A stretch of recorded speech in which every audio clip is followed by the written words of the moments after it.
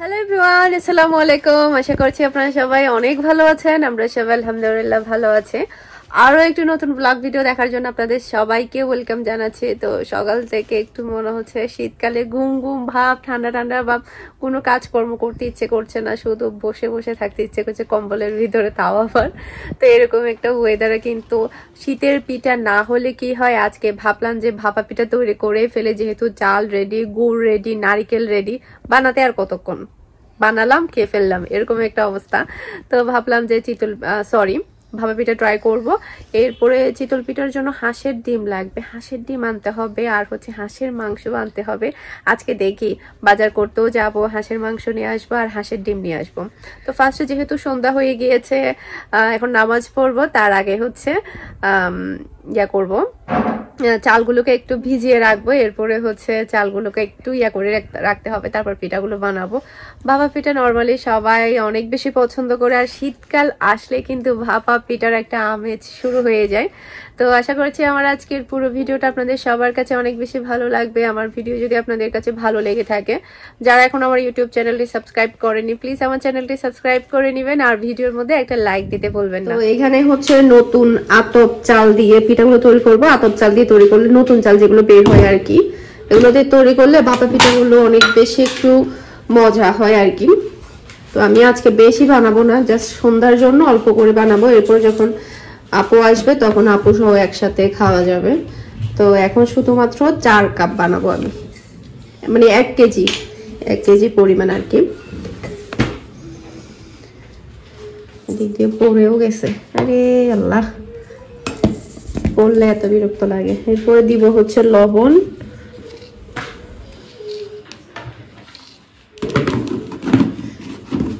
লবণ দিলাম স্বাদ মতো। এরপরে দিব হচ্ছে নর্মাল পানি যেটা থাকে, বেশি দিতে হবে না, একটু অল্প অল্প করে দিয়ে কিভাবে করতে হবে আমি দেখাই আপনাদেরকে। এটা একটু 15-20 মিনিটের মতো একটু ভিজানো থাকলে মানে তখন বেশি ভালো হয় আর কি। এটা একটু ভালোভাবে মিক্স করে নিই।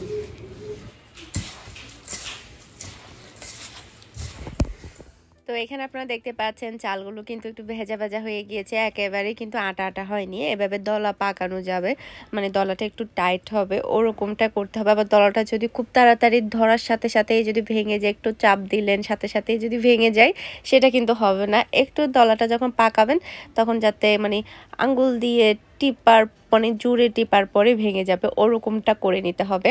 এরপরে এটাকে আমি 20 মিনিটের মতো রেখে দিয়েছি। 20 মিনিট পরে এরপরে হচ্ছে একটা ঝাঁঝরি নিলাম।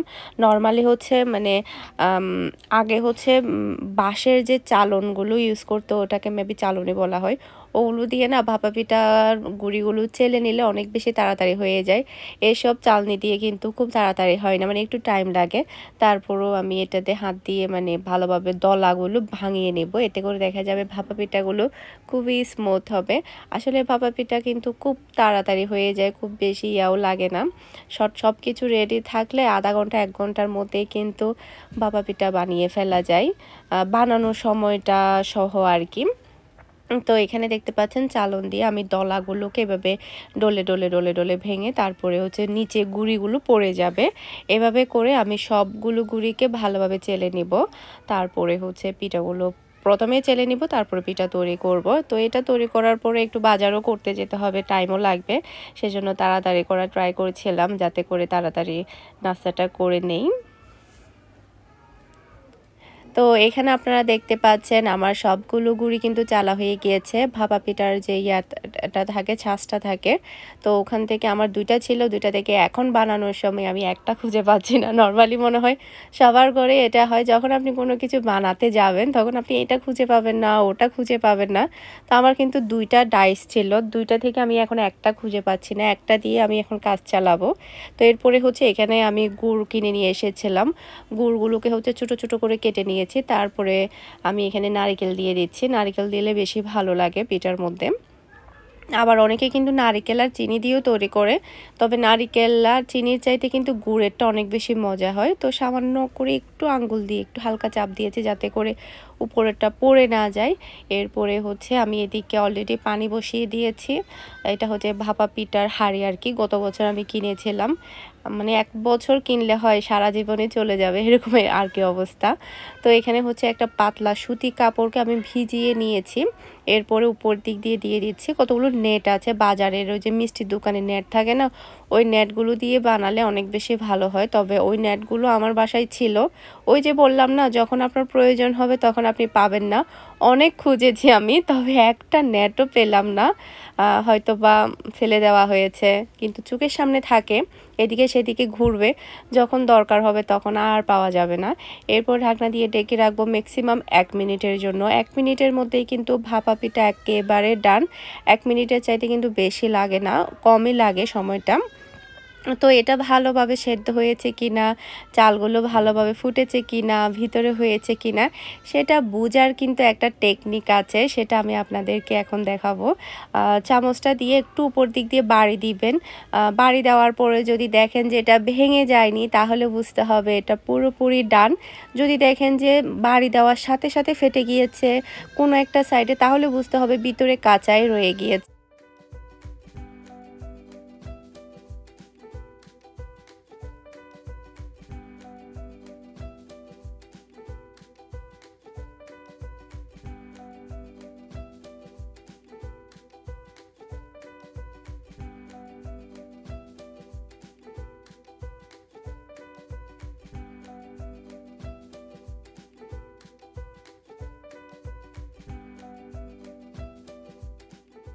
মাশাল্লাহ, গরম গরম ভাপা পিঠা কিন্তু রেডি, আর কিন্তু দেখতে অনেক বেশি সুন্দর হয়েছে, খেতেও মাশাল্লাহ অনেক মজা হয়েছে। তো ঘরের বানানো শীতের একদম নতুন চালের ভাপা পিঠা কিন্তু খেতে অনেক বেশি টেস্টি হয়, একটু মানে একটু আঠালো আঠালো হয়। আর মানে পুরাতন চালেরগুলো যেটা হয় কি মানে ধরলে ভেঙে যায়, একটু ঝুরা ঝুরা টাইপের হয়। তো দেখতে পাচ্ছেন নারকেল দেওয়াতে কিন্তু অনেক বেশি ভালো লাগছে। আপনার বাসায় অবশ্যই ট্রাই করবেন, একদমই সহজ আসলে। ভাপা পিঠা তৈরি করা নর্মালি সবাই জানে, জানে না ওই রকম কেউ নেই।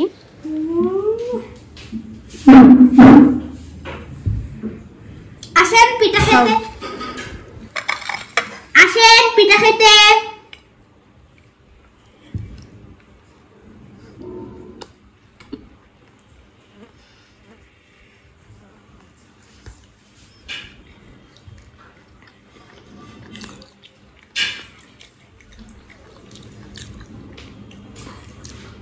তো এখন আবার রেডি হলাম, বাজার করতে যাব, হাঁস কিনবো, তারপরে হচ্ছে মুরগি কিনতে হবে, বাসায় মুরগিও শেষ হয়ে গিয়েছে।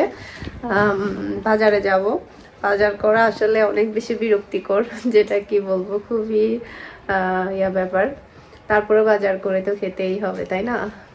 এই তো মুন্নিও বলছিল গত কয়েকদিন ধরে হাঁস আনার জন্য, তো 2টা হাঁস কিনবো, তাই না আপু আসলে তখন একসাথে খাওয়া হবে। এই তো ঠিক আছে, তাহলে বের হয়ে বাজারটা করে নিয়ে আসি।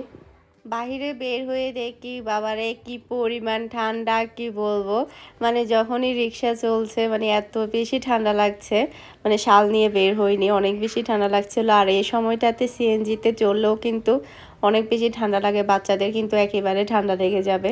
তো বাচ্চাদেরকে নিয়ে কিন্তু সিএনজিতে চলাফেরা করা এই শীতের মধ্যে অনেক বেশি কষ্টকর। তো যারা বাচ্চাদেরকে নিয়ে বের হবেন সবসময় মোটা কাপড়, কম্বল টম্বল, ছোটো কম্বল টম্বল পেঁচিয়ে বের করবেন, কারণ এই ঠান্ডাটা একবার লাগলে হাসপাতালে চলে যেতে হবে, কারণ এত বেশি ঠান্ডা। আমাদের নিজেরও অনেক বেশি ঠান্ডা লাগছিল। তো এখানে আমি হাঁস দেখছিলাম, হাঁসগুলো একদমই ওজন কম, ছোট ছোট, আর দামও অনেক বেশি বলছিল, মানে আগের মতো অত বেশি ভারী তারপরে মোটা হাঁস আসলে পাওয়াই যায় না। তো এখান থেকে আমি 2 জোড়া মানে 1 জোড়া নিয়েছি, মানে 2টা নিয়েছি 1100 টাকা দিয়ে। তো এরপরে হচ্ছে গরুর মাংস দেখলাম, গরুর মাংসগুলো দেখে ভালো লেগেছে, ভাবলাম এখান থেকে একটা মানে পিস নিয়ে নিই। তো এটাতেই 2 কেজি হয়ে গিয়েছে, 2 কেজি প্লাস হয়েছে, 2 কেজি 100 গ্রাম। তো এখান থেকে হচ্ছে গরুর মাংস নিলাম 2 কেজি। এরপরে চিন্তা করলাম যে মাছ কিনবো, তো মাছ কিনে নিয়ে নিব একসাথে। দেখা যায় কি, যেহেতু সব সময় আসা হয় না, দেখা যায় মাসে 2 বারই আসা হয়, এর বেশি কিন্তু আসা হয় না। সেক্ষেত্রে দেখা যায় কি একসাথে বেশি করে কিনে নিয়ে গেলে সেটাই ভালো হয়।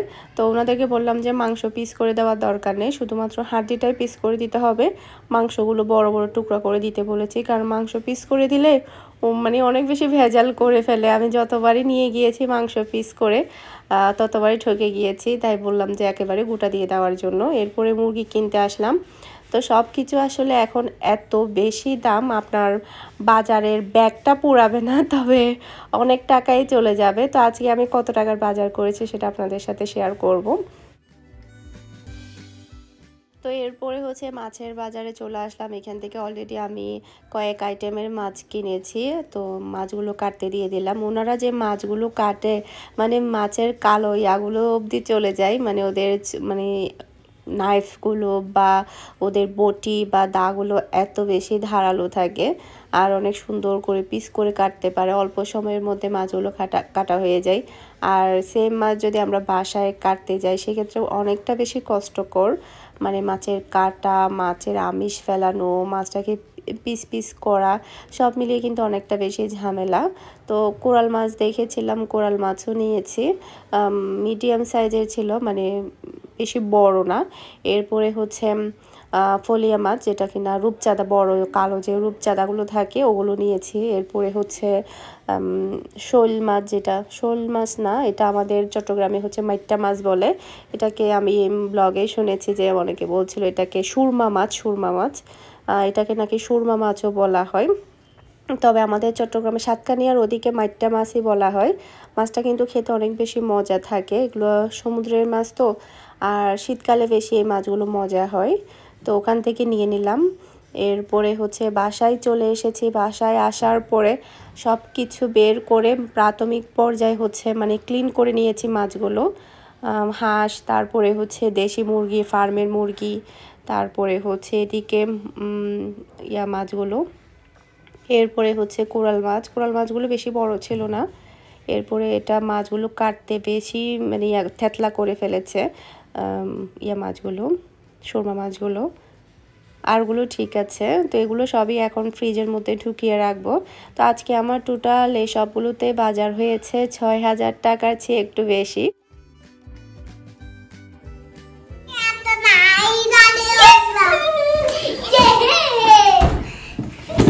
আজকে হচ্ছে মিহি মিহার জন্য একটা কেক আসছে। দাঁড়াও দাঁড়াও, এক মিনিট দাঁড়াও, কথা বলো না। কেকের পেজের নাম হচ্ছে কেক এক্সপ্রেস। এখানে হচ্ছে বিয়ে, তারপরে হচ্ছে গায়ে হলুদ, বিভিন্ন ধরনের অনুষ্ঠানের কেক, নকশি পিঠা, মিষ্টি, বিস্কুট, সব ধরনের ফ্রোজেন অর্ডার করা হয়। এখানে হচ্ছে নাম্বারটা দেখতে পাচ্ছেন, তো 01812346243। আপনারা চাইলে এখান থেকে অর্ডার করতে পারেন। ডিজাইনটা খুলতে পারতেছি না, এটা এদিক দিয়ে বাতা।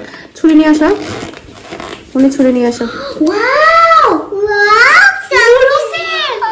মাশাআল্লাহ মাশাআল্লাহ, কত সুন্দর মাম্মা, কত সুন্দর মাশাআল্লাহ, অনেক বেশি সুন্দর। এটা ফন্ডেন্ট। এখানে মিহি এবং মিনহার জন্য অনেক অনেক ভালোবাসা তোমাদের জন্য পাঠাইছি আন্টি। পা কালামণিকে ডেকে নিয়ে আসো। কেন? কাটার জন্য যাও, আপুমনিকে ডেকে নিয়ে আসো, যাও।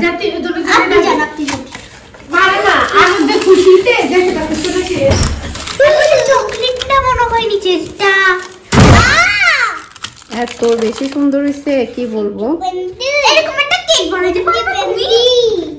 চকলেট মনে হয়, চকলেট, হ্যাঁ চকলেটই হবে।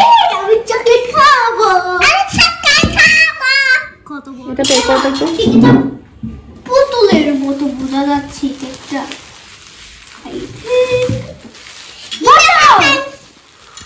এটা সুপিস। মাশাআল্লাহ মাশাআল্লাহ, এত সুন্দর মাশাআল্লাহ, অনেক বেশি সুন্দর। এটা অনেক বেশি প্রিটি। যে মানে এত সুন্দর করে করে জিনিসপত্র বানায়, কি বলবো, এত ট্যালেন্ট কিভাবে হয় মানুষ। এটা যদি এই জায়গাতে রাখা হয় তাহলে কিন্তু সেই সুন্দর লাগবে। মাশাআল্লাহ।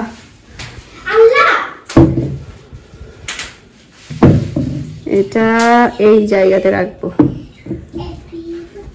আবার এই আবার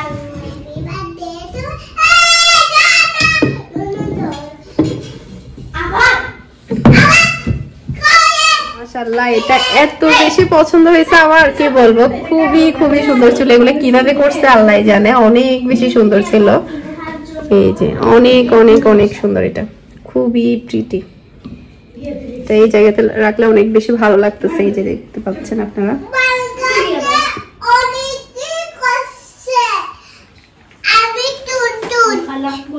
কি লিখছে আম্মু, কি লিখছে বলো তো?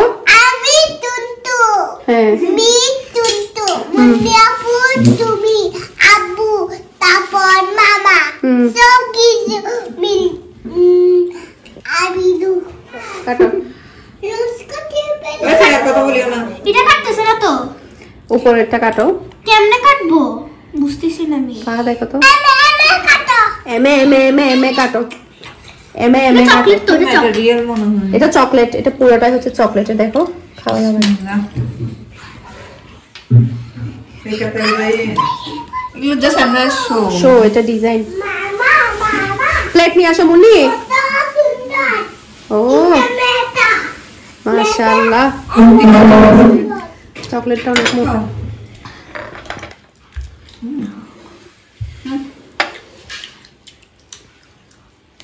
বুঝবে না কুমা,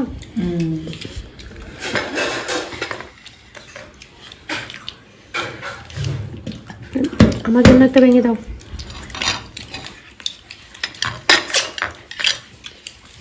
মেরিনের জন্য রেখে দিতে হবে।